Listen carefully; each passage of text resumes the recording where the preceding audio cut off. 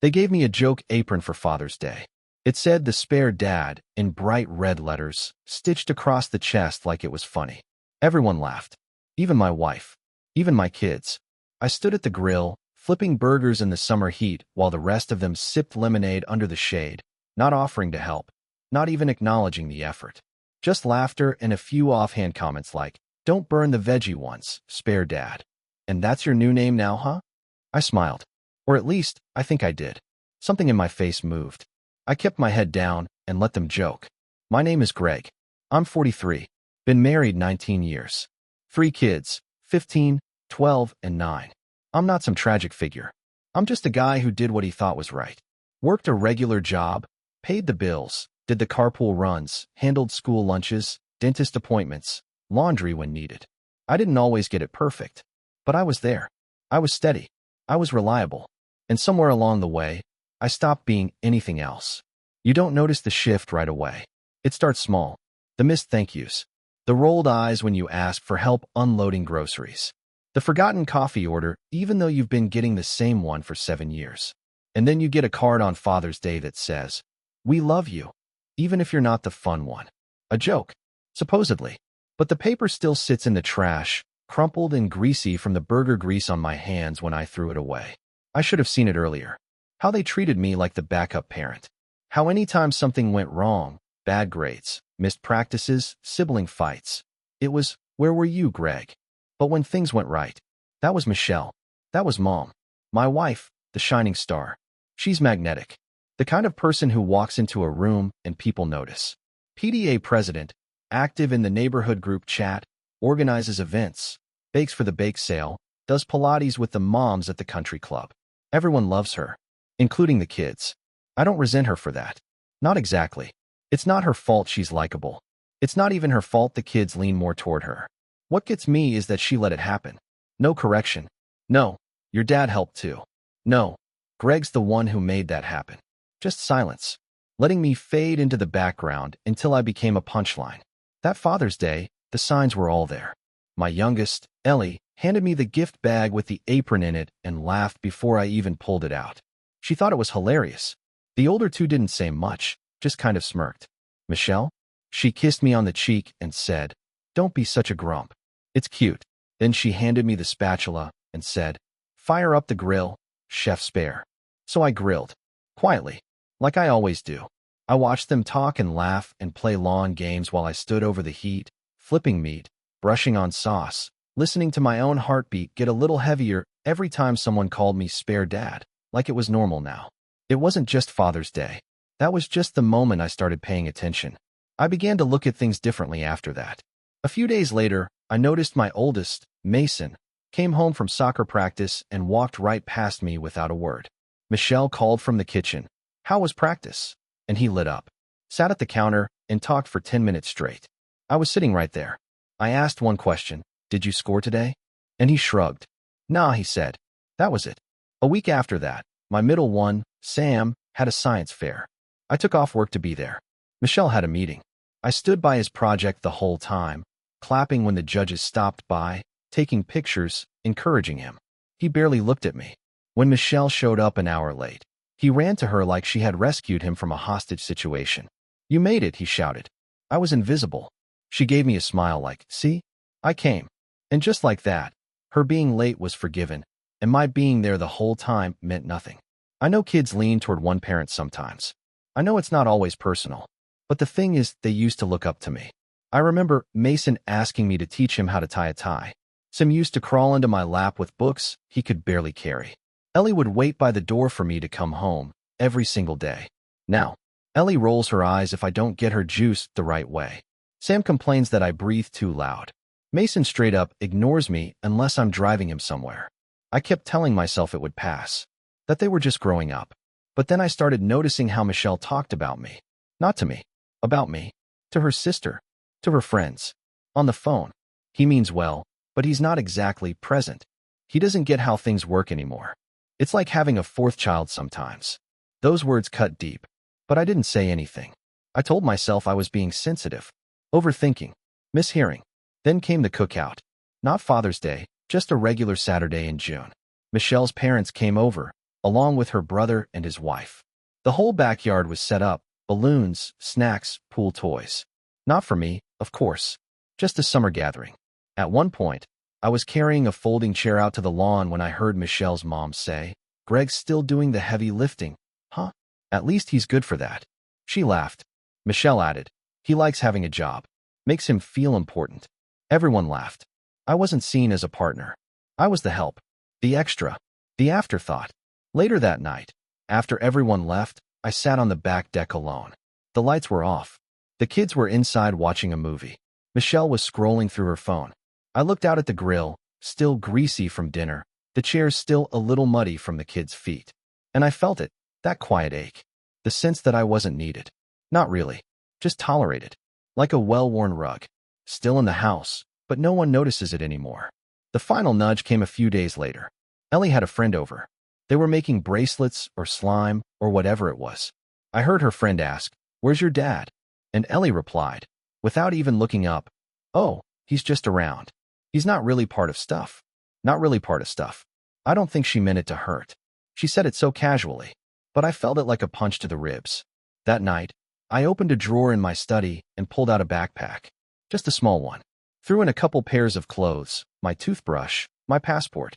Grabbed $40 from the junk drawer, my phone, charger, headphones.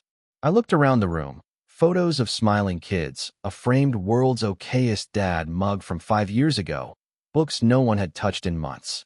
Then I walked down the hall, past the kitchen, past the living room, past Michelle sitting cross-legged on the couch. She didn't even look up. I walked out the door and closed it gently behind me.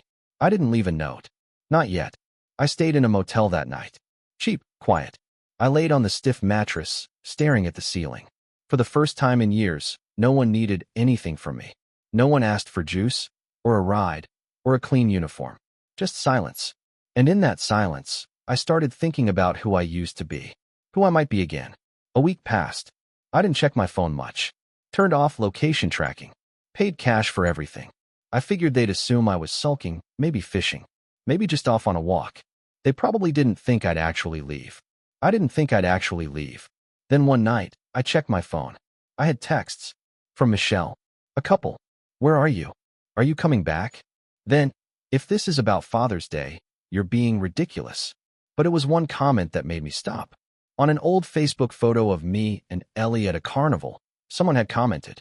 Her account. Her real account. It said, "Please come home. We miss you." And just like that, the silence broke. But not in the way they expected. Because I wasn't going back. Not yet. Not without changing everything. Not without them finally seeing what life looked like without me.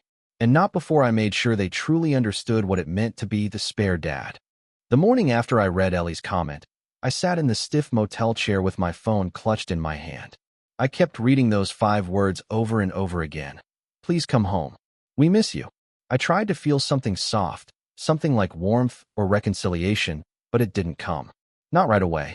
What I felt was this dull ache in my chest, like a bruise I didn't know I had. Because the truth is, I wanted to believe it. I wanted to believe my absence was felt in a real, meaningful way. That maybe they'd finally noticed the invisible man had left the room. But when I clicked on the post to see who else had said anything, there was nothing. No replies. No other comments. No Michelle. No Mason. No Sam. Just silence. I didn't reply to Ellie. Not yet. I was watching now. Listening. Waiting. I stayed in that motel for another 3 days, surviving off diner coffee and fast food. I kept the TV on in the background to drown out my thoughts, but they always crept in anyway. I'd think about the last time Sam gave me a hug that wasn't out of obligation, or how Michelle used to trace circles on my arm when we'd watch TV. Little things that had vanished without anyone ever announcing their departure. Then the calls started coming. Not just texts, actual phone calls. The first one was from Michelle. I let it ring out. Then Mason. That surprised me. Then her sister. Then the school. I guess they'd finally noticed I wasn't showing up to the usual pickups. Voicemails piled up, but I didn't listen. Not until I saw the one that came from my work. "Hey Greg," my manager's voice came through. "Just checking in. Michelle called us. Said you were dealing with something personal. I approved the time off for now, but let me know if you need anything. We've got your back." Michelle had called my job. Without even asking me. Just stepped in and started controlling the narrative. That's when I felt the shift. This wasn't concern. This was damage control. She wasn't worried about me. She was worried about what people would say, about what her friends would whisper, what the PTA moms might wonder. A husband gone missing? That would raise eyebrows. A husband who just left without a word? That would tarnish the image. And Michelle, God love her, lived for the image. She had curated our life like an Instagram page before Instagram was even a thing. Matching holiday pajamas, family portraits on the beach, handwritten thank you notes to teachers, signed from the Thompsons. Our home was a well-oiled machine of optics, and I was part of the furniture, always present, never noticed. That realization burned. And then came the betrayal. It happened exactly 9 days after I left. I had just gotten back to my motel room with a paper bag full of tacos when my phone buzzed with a message from an old friend, Caleb. We hadn't talked in a few months, but we used to play pickup basketball together before life got in the way. He sent me a screenshot. It was Michelle's Facebook page. She had posted a long, carefully written update. I wasn't going to say anything, but after all the questions, yes, Greg has taken some time to himself. It's been a hard few months, and we've been working through things privately. Please respect our space, especially for the sake of our kids. They are the true victims in this. That word, victims, hit me like a brick. She had painted me as the one who abandoned them. She framed it like I had vanished in a fit of selfishness, leaving her to pick up the pieces. No mention of the years I'd been dismissed. No hint of the mockery on Father's Day. No acknowledgement of the isolation she'd allowed to grow between me and the kids like a wall she helped build. Just that soft, manipulative tone. Designed to get sympathy. Designed to make sure everyone knew she was the one left behind.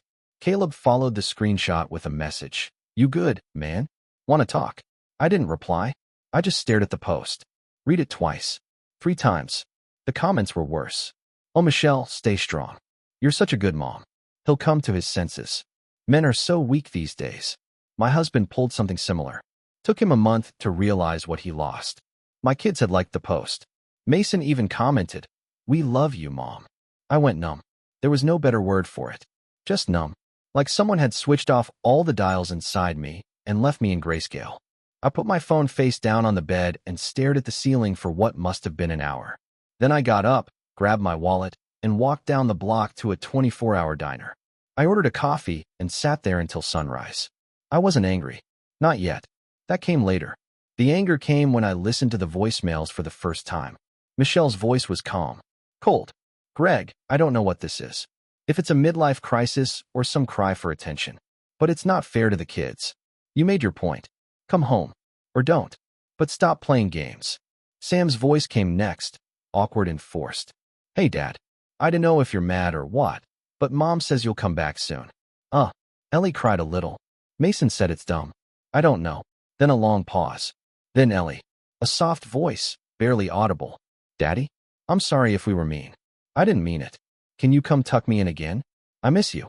And finally, Mason, the oldest, the one who used to beg me to play catch in the driveway. His voice wasn't angry. It was annoyed. Okay, whatever this is, you've made your point. Mom says you're punishing us. That's real mature. Grow up. That's when the anger came. Because she had turned them against me. Slowly. Methodically. And now, she was planting the idea that I was abandoning them. Like I was the unstable one. Like she was the anchor and I was the one drifting. But I wasn't the one who left. I was pushed. Bit by bit. Smirk by smirk. Joke by joke. Until I finally got the message, you're not wanted. And now that I was gone, I was the villain. I opened my laptop that night and started typing. Not to them. Not to Facebook. Just to myself. Everything I remembered. Every moment I felt like a ghost in my own home. The Christmas where they forgot to include me in the family photo. The birthday when I got an Amazon gift card and a plastic cup that said, "World's okayest dad," while Michelle got diamond earrings and a handmade scrapbook. The times I had to beg for family dinners without phones at the table, only to be told I was killing the vibe. I wrote until my fingers ached. Then I made a plan. I wasn't going to storm back in with a speech. I wasn't going to beg for my place again. I was going to watch, to listen, to let them unravel without me. Because the truth was, I had been the glue. They just didn't know it. Not yet. But they would. Starting with the little things. The school forms that didn't get signed. The carpool that didn't run. The forgotten soccer game. The lost library book. The mystery stain no one cleaned. I wasn't going to fix it. Not this time. And when it came time to make a real choice, when they needed me and expected the old Greg to show up, smiling and quiet and dependable, I was going to make sure they understood what they lost. Not in anger, in silence. Because nothing is louder than the absence of someone who used to say yes. And the loudest silence was yet to come. I didn't go home. Not the next day. Not the next week. And if I'm being honest, there were nights I wasn't sure I'd ever go back. Not out of spite. Not out of pride. Just because I didn't think I could walk through that front door and pretend things were normal again. Because nothing about it had ever really been normal. Not the way I was treated. Not the way I was erased. So I stayed gone. But staying gone came with a cost. After 2 weeks in that motel, the walls started closing in. Not just metaphorically, I mean literally. There was a leak in the ceiling above the bathroom. The TV only played static half the time. The Wi-Fi cut out every other hour. The towels smelled like bleach and mildew, and the air conditioner rattled like a dying lawnmower. And I was running out of cash. I'd left with $40 and a card I hadn't used much, an emergency credit card Michelle and I shared. She must have shut it off after the Facebook post, because it got declined at a gas station when I tried to fill up.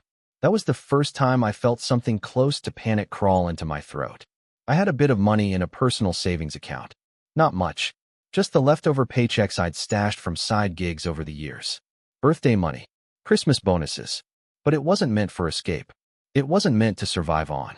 I needed a plan. So I moved. I found a small studio apartment above a tire shop on the edge of town. It smelled faintly of rubber and old coffee, but it had a working stove, a bed that didn't creak like a haunted house, and enough space to stretch my arms without bumping into furniture. I paid the first month's rent in cash, told the landlord I'd get a job nearby, and promised to stay quiet. He didn't ask questions, just handed me a key.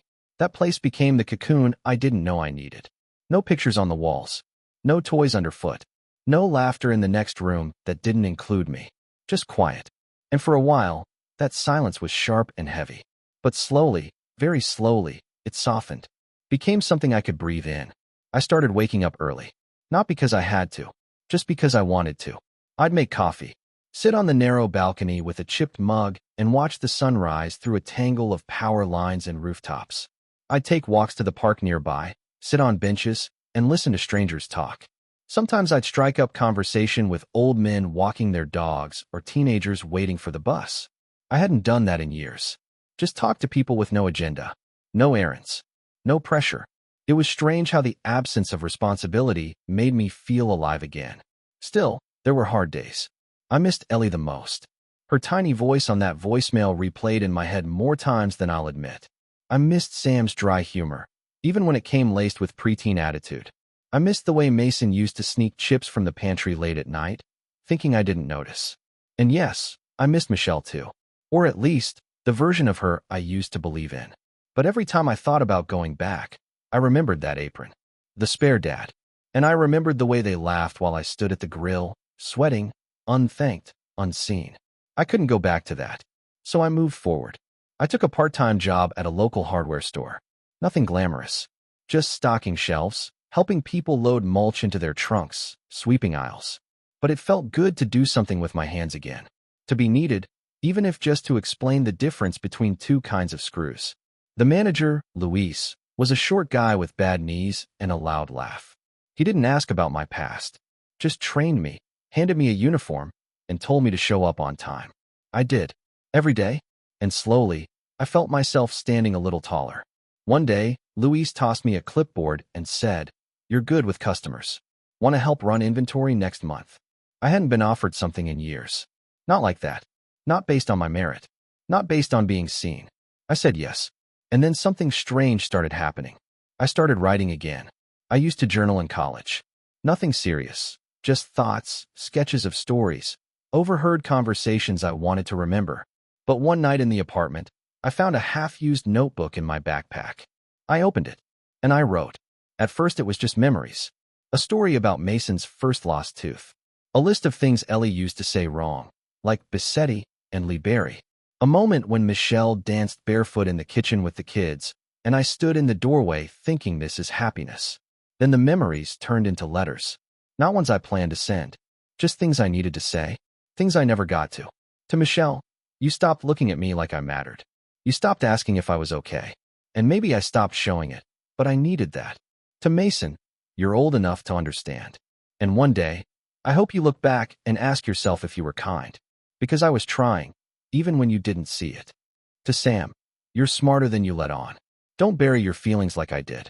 Speak, loud and clear. To Ellie, I miss you more than air. If I could only hear one voice again, it would be yours. I filled 2 notebooks that month. At work, I kept moving up. I started managing the store's weekend schedule, then helped with supplier calls.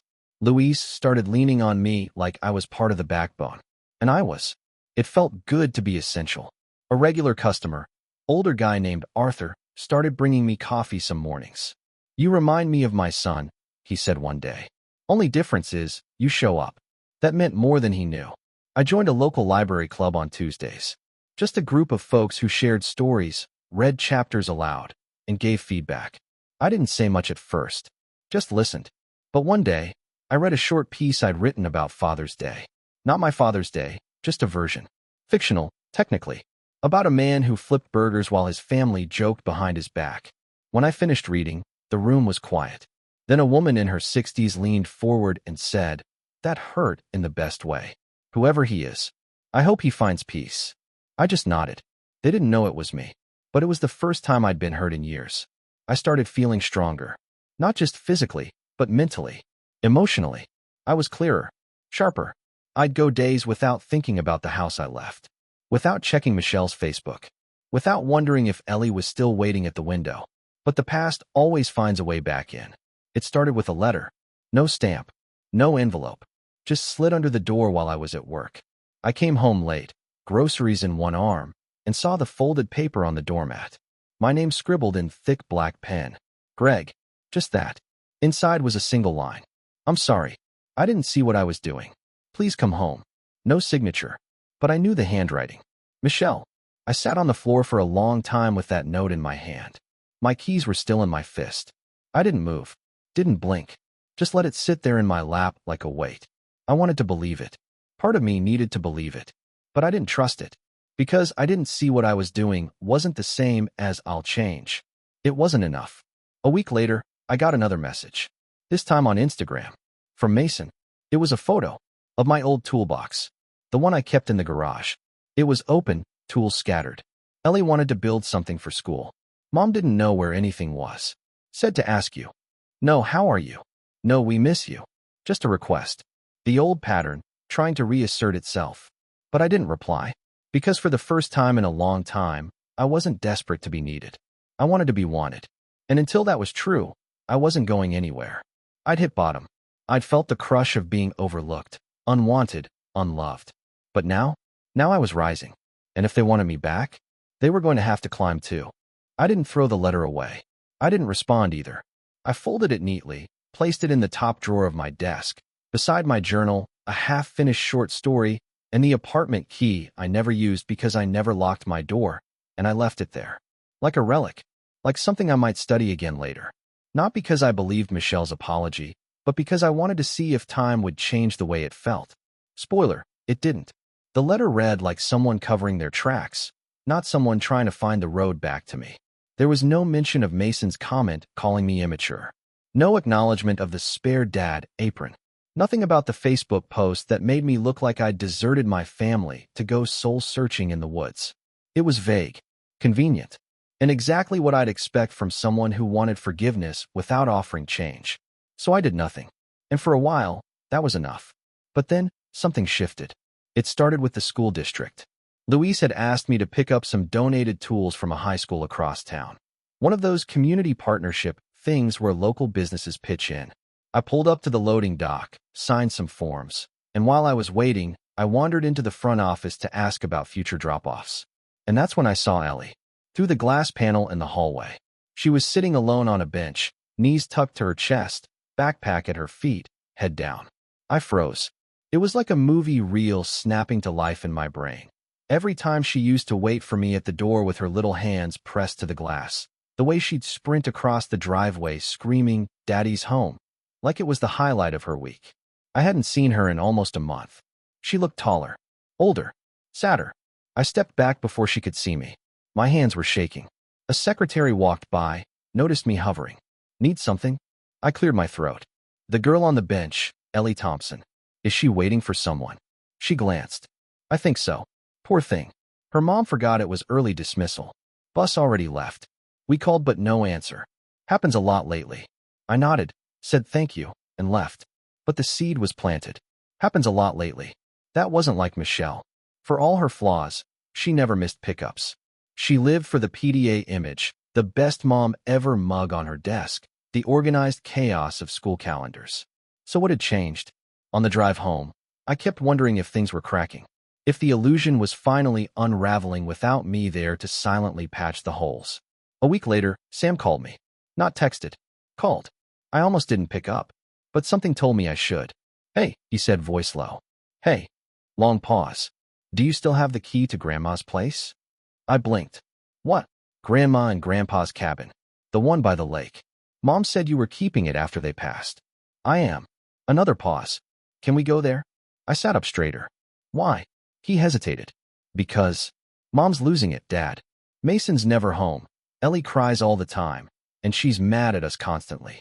She says she's overwhelmed. She burns food. She sleeps through alarms. She forgot to pick Ellie up twice. My chest tightened. I wasn't happy to hear it, not exactly. But I was listening closely. She won't let us talk about you, he added quietly.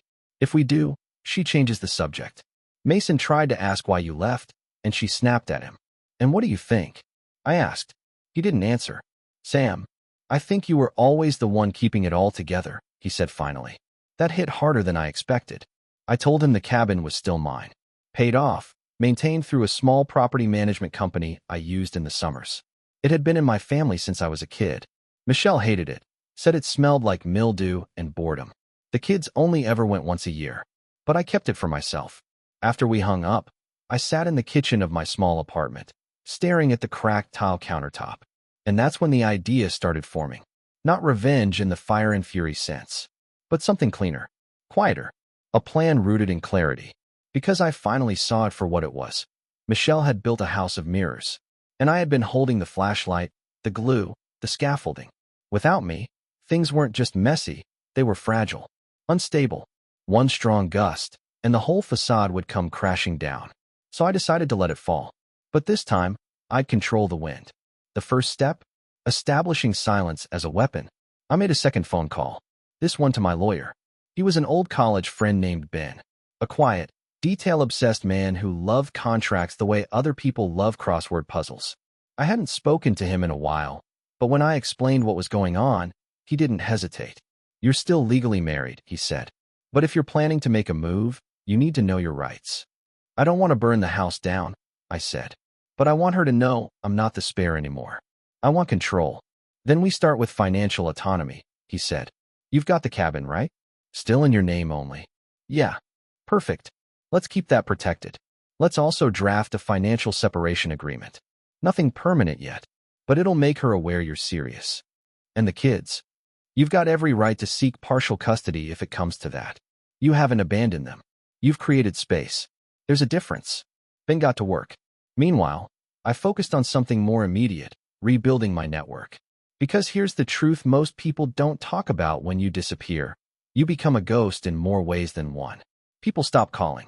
They assume you're broken, unstable, a mystery they'd rather not unravel. And the people who do reach out usually want something. So I started small.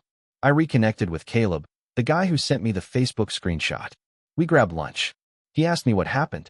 I told him the truth, not the polished version Michelle had fed to her followers, but the messy, quiet, invisible erosion of respect over time. He didn't flinch. Damn, he said. I knew something was off. You were always solid. I figured maybe you had a health scare or something. Nope, I said. Just reached my expiration date. He leaned back. You thinking of going back? Eventually, I said. But not without leverage. He raised an eyebrow. What kind of leverage? The kind that makes them realize I was the center, not the spare. Caleb worked in event logistics, weddings, fundraisers, galas.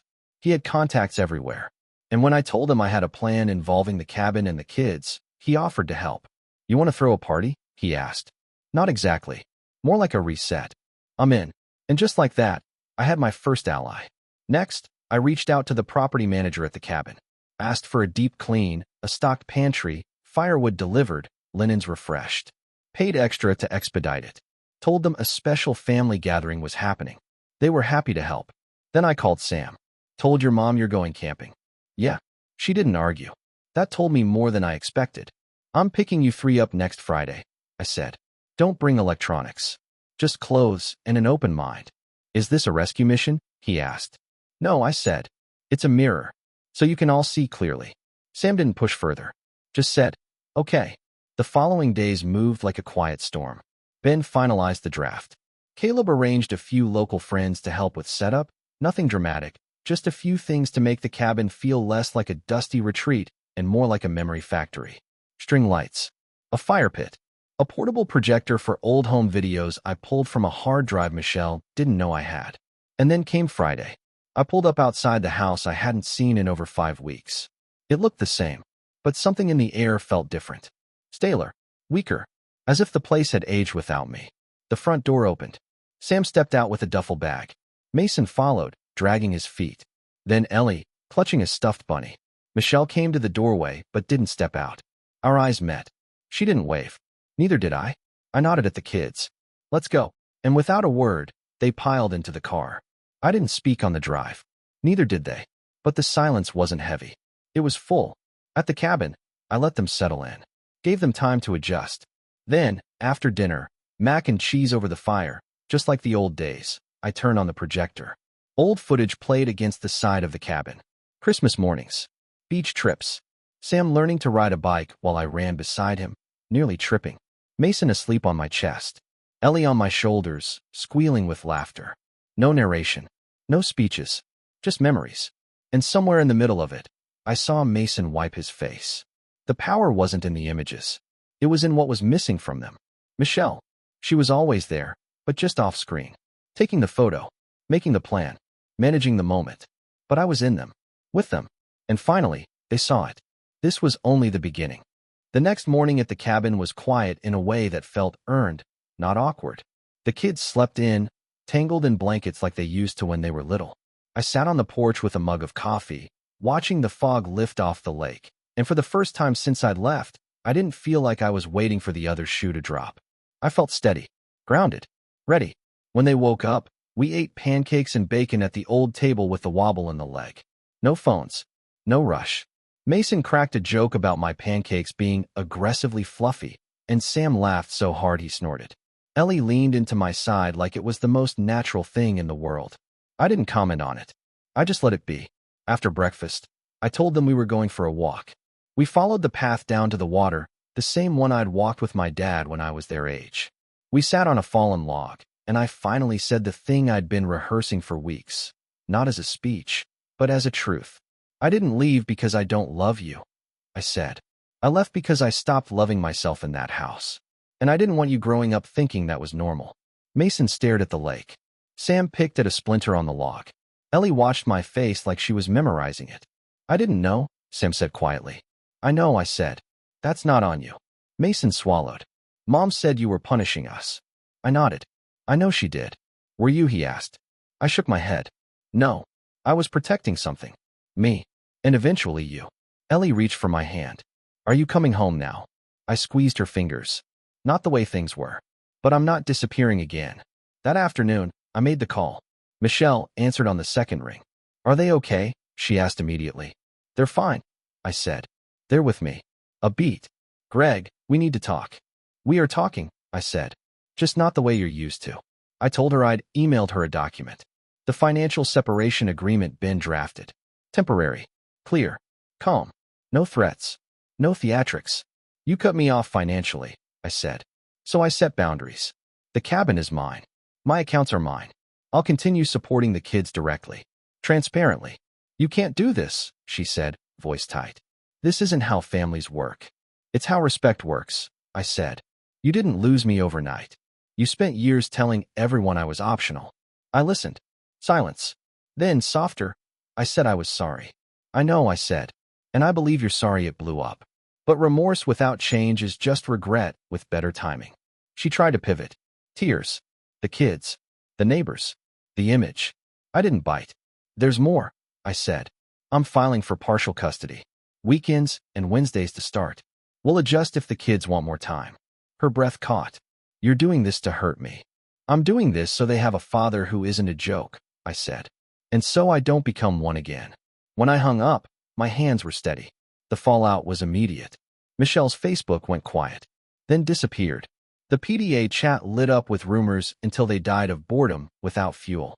People who had smiled politely at me for years suddenly started asking how I was doing. I kept my answers short and honest. I'm rebuilding. It was amazing how many nodded like they finally understood something they'd missed. At work, Luis promoted me to assistant manager. You've got a calm about you, he said. Customers trust it. I smiled and took the keys. At the library club, I read a new piece. This one wasn't about absence. It was about return. About choosing yourself without burning the bridge behind you. Arthur clapped first. The woman in her 60s wiped her eyes. The custody hearing was anticlimactic. No shouting. No theatrics. Just facts. Schedules. Receipts. A judge who listened. When it was over, the order was clear. The kids would be with me more. Michelle would have to adjust. The kids adjusted faster than anyone. Mason started coming over on Wednesdays, asking for help with college essays. You're good at this, he said, surprised. I smiled. I've been paying attention longer than you think. Sam brought his science projects to my place and actually wanted feedback. We built something together that didn't work the first time. We fixed it. He grinned like he'd won a medal. Ellie stopped asking if I was coming back and started asking what we were doing next. She redecorated my apartment with drawings taped to the fridge. One of them said, "Best Dad," in uneven letters. I put it in a frame.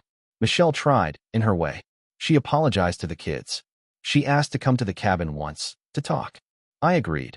Public place, coffee shop, neutral ground. She admitted she'd leaned on me without noticing, that she'd enjoyed being the center and assumed I'd always orbit. I told her I accepted the apology. I didn't promise more. Time did what it always does. It revealed patterns. It rewarded consistency. The kids saw who showed up. Over and over. Quietly. One afternoon, months later, we were all at the lake again, my weekend this time. Mason stood on the dock, phone in his pocket, and said, "Hey, remember that apron?" I nodded. I told Mom it wasn't funny, he said. I should have said it then. I put a hand on his shoulder.